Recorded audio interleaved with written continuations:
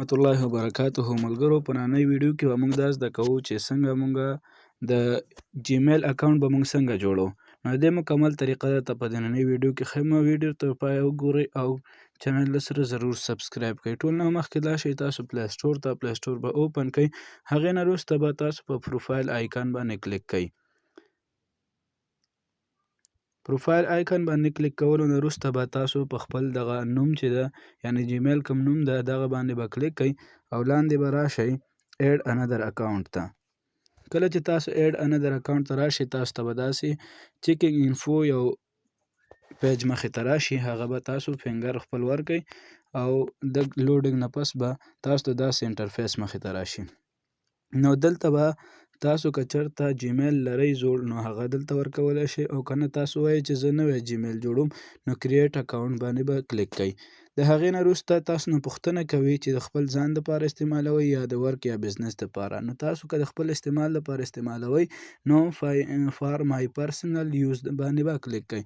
دې نه وروسته دلته به تاسو خپل فرست نیم او لاست نیم ولیکئ. مثال د خبرې دا فرست نیم او لاست نیم ما ورکړه حمید خان.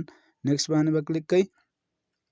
دلته به تاسو خپل تاریخ پیدایش ولیکئ چې څه د تاسو تاریخ پیدایش وي هغه دلته لیکلی شئ او بیا به دلته خپل جنډر سلیکټ کړئ میل.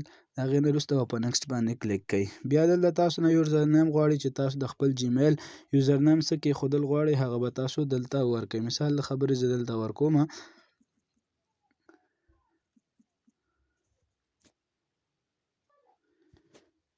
نو ما دلته خپل هغه یوزر نیم ورکړو. د هغې نه وروسته په نیکسټ باندې کلیک کوم.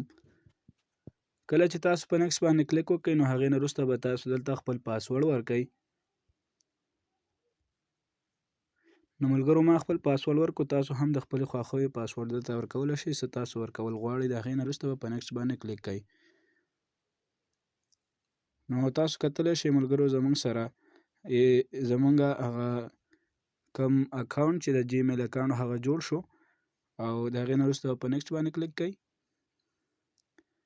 او ښکته به داسې راشئ ایګري باندې به کلیک کړئ.